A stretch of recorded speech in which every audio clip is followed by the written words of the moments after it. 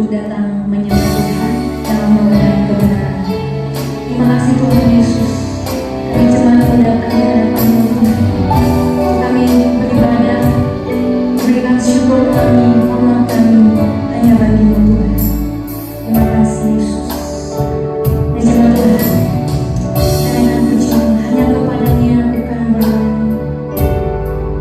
Terima kasih hanya kepada-Nya ku kan berlari.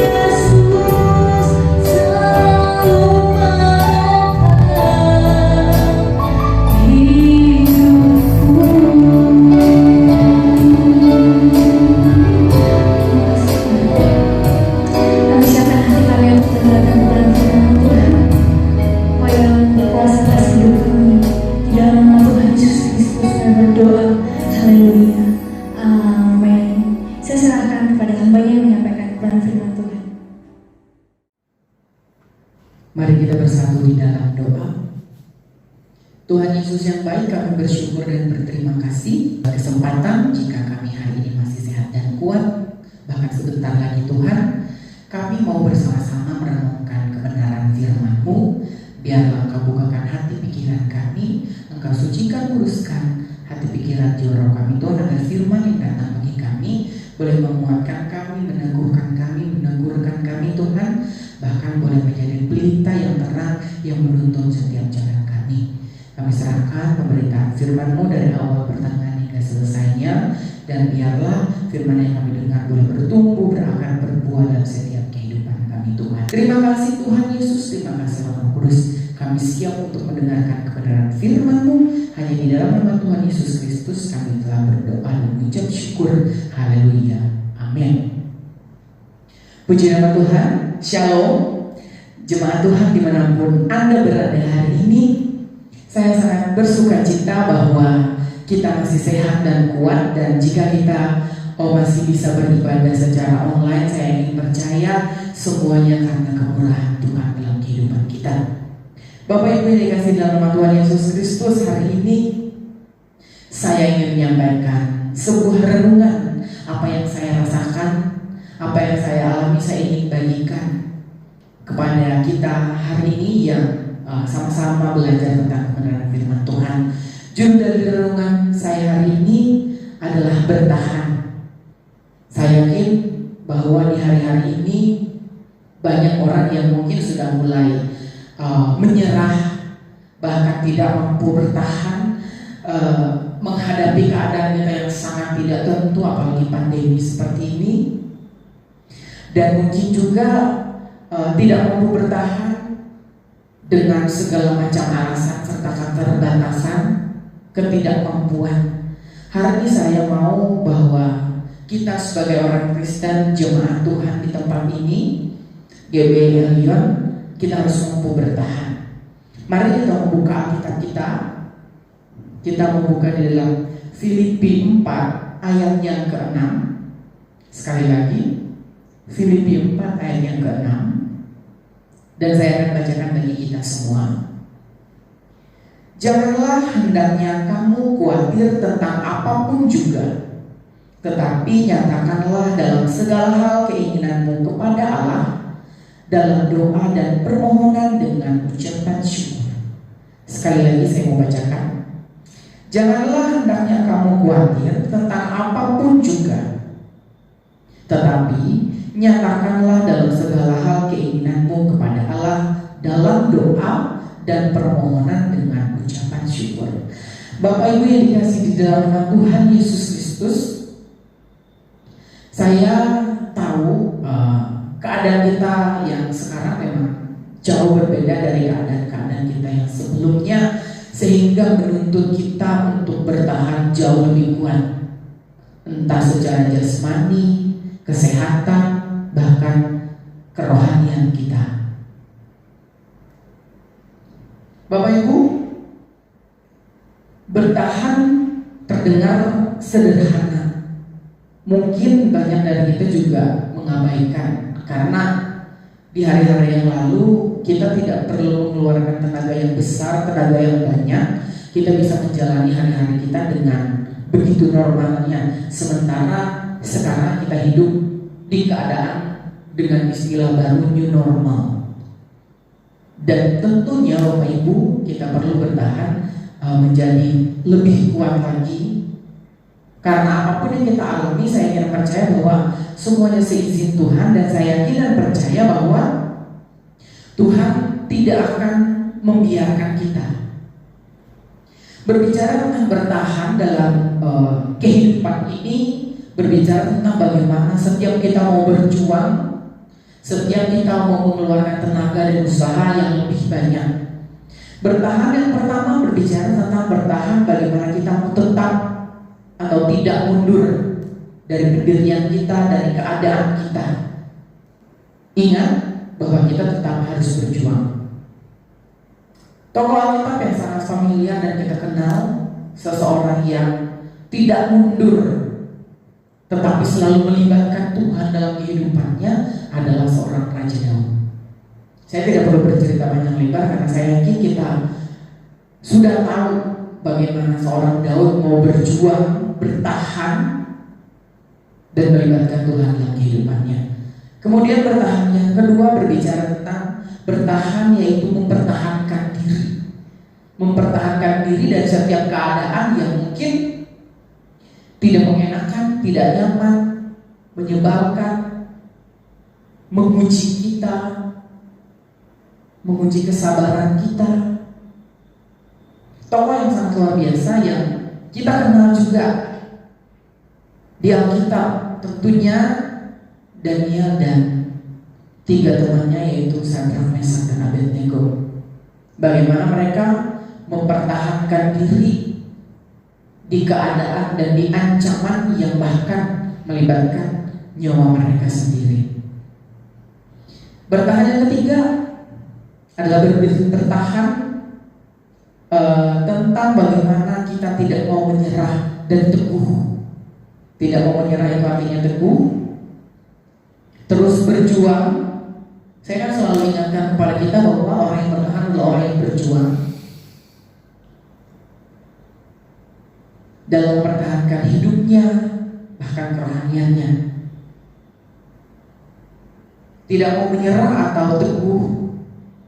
Saya ambil tokoh Alkitab 2 orang perempuan yang saya rasa mereka adalah wanita yang sangat bergaya, yaitu Ruth dan Esther. Bahwa dalam keadaan mereka yang sangat terpuruk sekali, baik di keadaan yang nyaman kelihatannya, tapi juga ternyata terpuruk, tetapi mereka tetap mau bertahan dan tidak mau menyerah, teguh hingga garis akhir. Kemudian yang keempat, bagian yang terakhir dari apa itu bertahan adalah berbicara tentang bagaimana, mungkin ini hal yang sangat tidak masuk dalam bahkan pemikiran kita, bahkan saya sendiri pun ketika saya belajar tentang apa sih itu bertahan, saya mengalami bagaimana bertahan dalam hari-hari ini, dalam bulan-bulan ini. Tapi bagian yang keempat saya baru menyadari dan saya juga belajar dan saya akan bagikan, itu bertahan berbicara tentang bagaimana kita hidup cukup.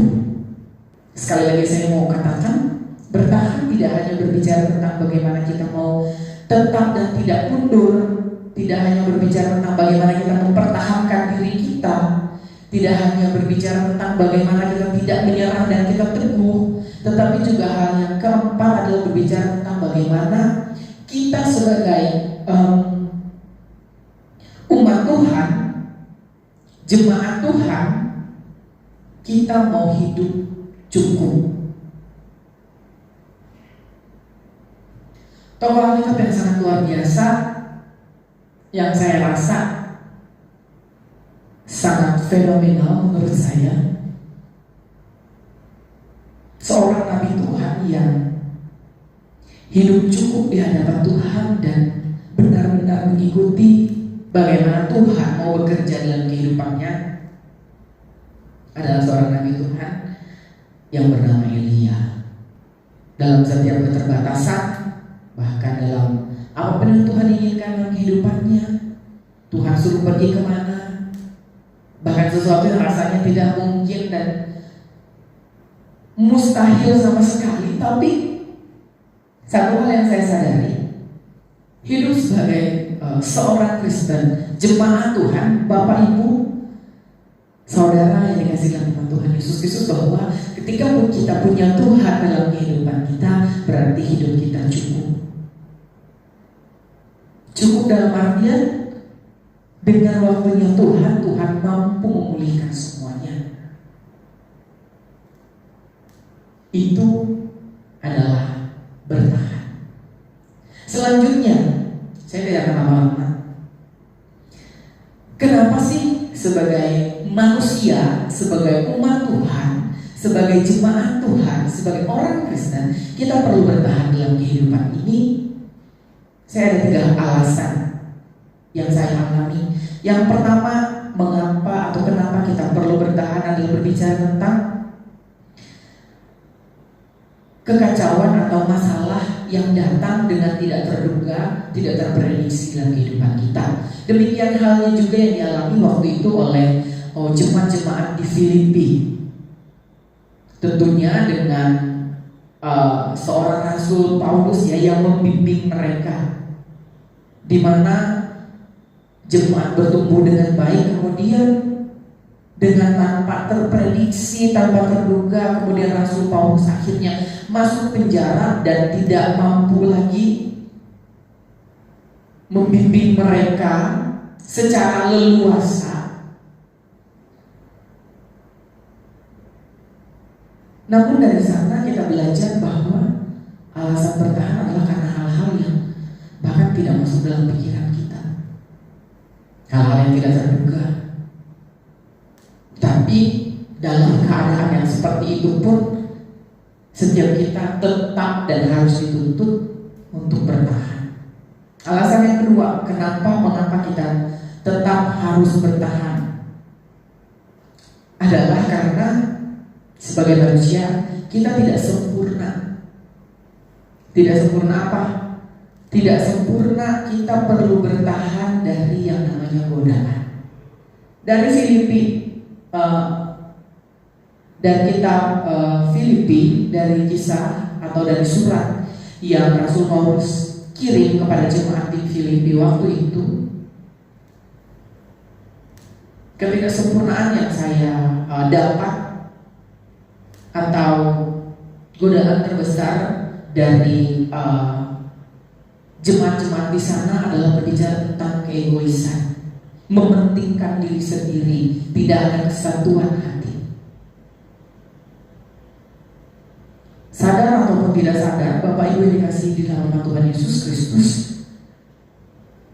kadang kita sendiri secara pribadi menjadi orang yang egois.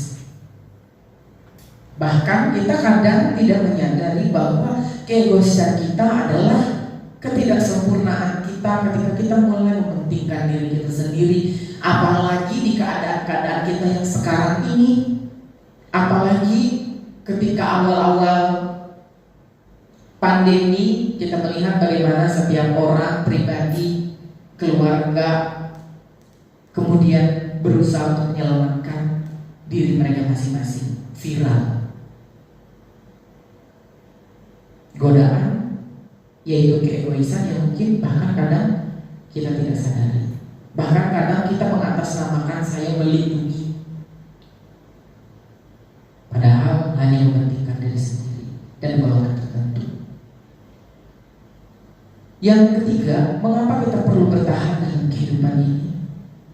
Alasannya adalah karena pertentangan atau perbedaan satu sama lain. Kenyataan itu sudah ada sejak dulu.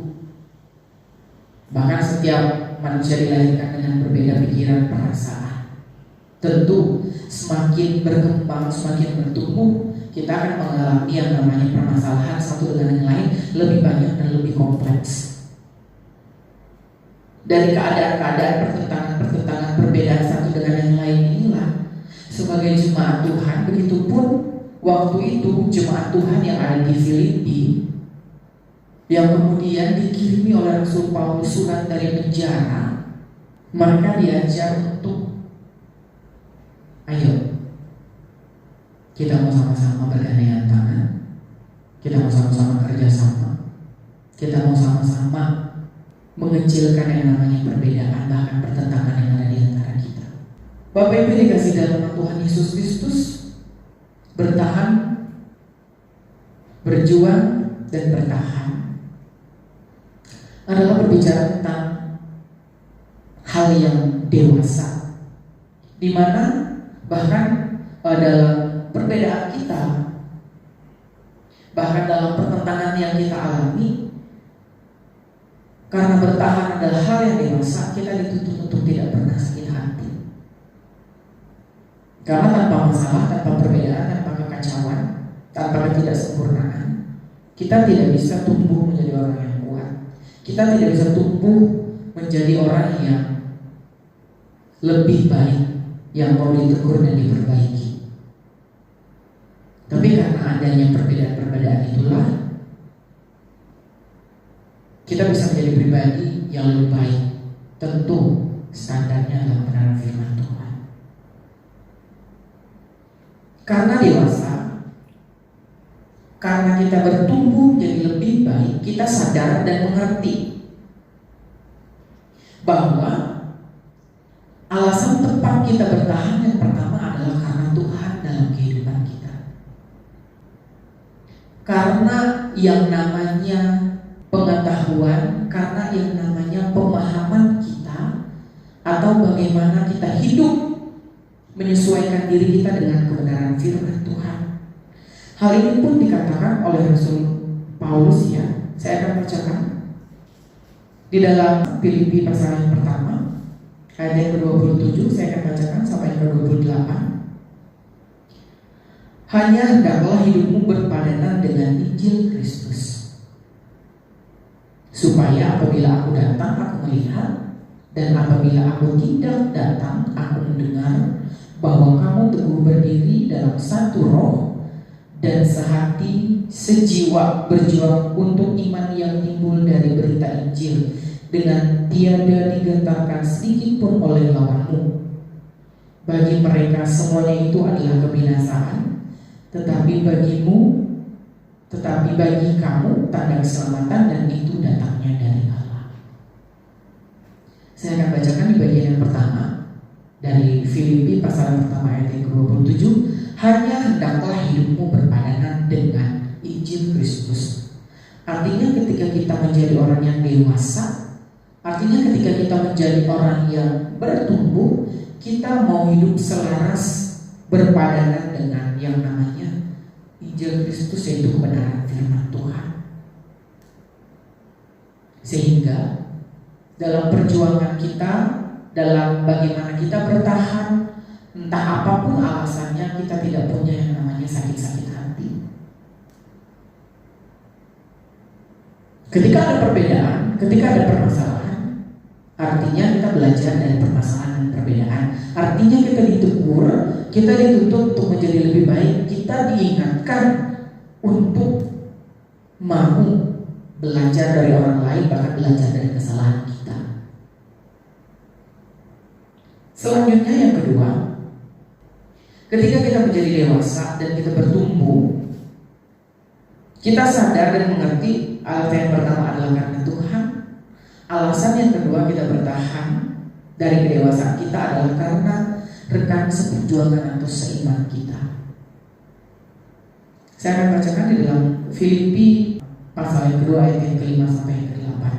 Hendaklah kamu dalam hidupmu bersama menaruh pikiran dan perasaan yang terdapat juga dalam Kristus Yesus, yang walaupun dalam rupa Allah tidak menganggap kesetaraan dengan Allah itu sebagai milik yang harus dipertahankan, melainkan telah mengosongkan dirinya sendiri dan mengambil rupa seorang hamba dan menjadi sama dengan manusia.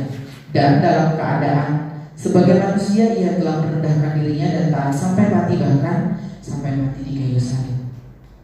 Bapak Ibu dikasih dalam nama Tuhan Yesus Kristus, dari ayat ini kita belajar bahwa seseorang yang atau orang Kristen yang dewasa kemudian sudah bertumbuh, sadar dan mengerti bahwa mereka harus bekerja sama, atau bahwa mereka itu adalah orang-orang yang patut untuk hidup dalam satu kumpulan yang terkait satu dengan yang lain, yang membutuhkan satu dengan yang lain. Supaya apa? Supaya dalam bertahan mereka semakin kuat. Satu hal yang saya sadari adalah seseorang manusia atau seorang manusia, satu orang manusia yang bertahan, kemudian misalnya dia melawan 10 orang manusia yang bertahan bersama, saya yakin dan saya berpikir dengan sangat logis bahwa yang 10 orang bertahan bersama jauh lebih kuat dari yang hanya satu orang bertahan. Oleh sebab itu Bapak Ibu yang dikasih dalam nama Tuhan Yesus Kristus, dimanapun kita berada, di gereja, di tempat pekerjaan kita, di sekolah kita, dimanapun, bahwa ketika kita menjadi orang yang dewasa, kita sudah mulai bertumbuh, sadar dan mengerti bagaimana bertahan. Artinya kita mau bertahan, berjuang bersama dengan orang atau dengan rekan seperjuangan atau seiman. Supaya apa? Seperti yang saya bilang, supaya kita bertahan semakin kuat dan tidak mudah jatuh. Ada yang mengingatkan, ada yang menegur, ada yang mengayomi, ada yang mengajak kembali. Selanjutnya, karena kita adalah orang-orang yang kemudian dalam hal ini menjadi dewasa, sudah mulai bertumbuh, sadar dan mengerti alasan tempat bertahan, yaitu yang selanjutnya adalah berbicara tentang peringatan dan teguran yang muncul atau yang kita alami atau yang kita dengar atau yang ditujukan kepada kita. Seperti halnya yang dilakukan oleh Rasul Paulus kepada jemaat-jemaat di Filipi waktu itu, ketika mereka sudah mengalami kemunduran iman, kemerosotan kepercayaan satu dengan yang lain, kemudian keegoisan dalam diri mereka mulai muncul, mementingkan diri sendiri mulai muncul, tidak ada kesepakatan bersama, tidak ada kesehatian. Kemudian seorang Rasul Paulus dari penjara melalui suratnya mengirimkan bahwa, saya mungkin menerjemahkannya dengan bahasa sederhana, kalian tidak boleh seperti itu. Jemaat Tuhan harus bertahan. Jemaat Tuhan, apapun alasannya, baik saya hidup atau saya mati, kalian harus bertahan. Tidak bisa sendiri seperti yang saya bilang, harus bersama. Supaya apa? Supaya semakin kuat. Bukan berarti sendiri tidak mampu bertahan, tetapi semakin banyak, semakin kuat bertahan, semakin kuatlah pengharapan dan iman kita. Itu yang saya dapat, itu yang saya pelajari dari kehidupan jemaat waktu itu. Dan bagaimana seorang Rasul Paulus membimbing mereka untuk tetap bertahan menjadi jemaat yang sehati.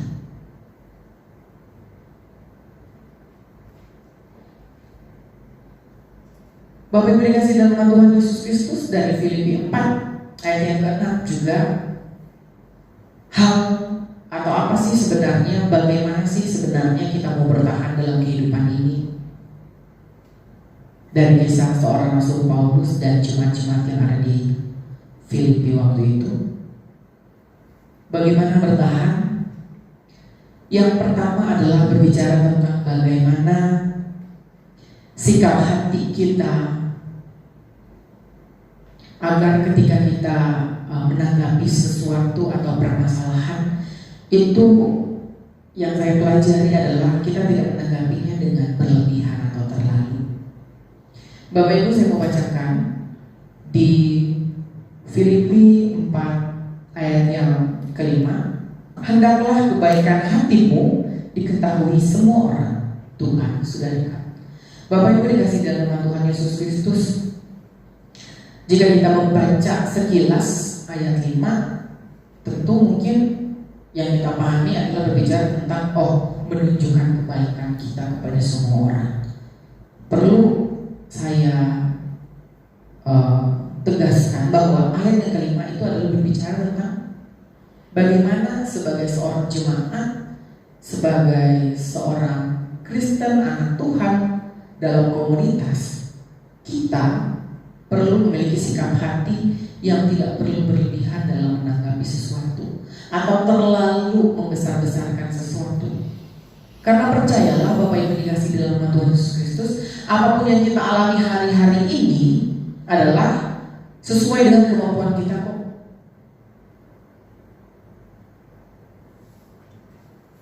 Saya ingin percaya bahwa kita tarik dalam kenyataan kehidupan yang kita alami sekarang, banyak hal-hal atau kebijakan-kebijakan yang memang kita harus jalani di kehidupan kita yang sekarang. Supaya apa? Supaya kita bertahan melalui pemerintah, melalui anjuran-anjuran. Bukan berarti kemudian kita membatasi diri, tetapi dari sana kita mempelajari bahwa tidak perlu menanggapi sesuatu dengan berlebihan, hanya perlu taat dan mengikuti aturan.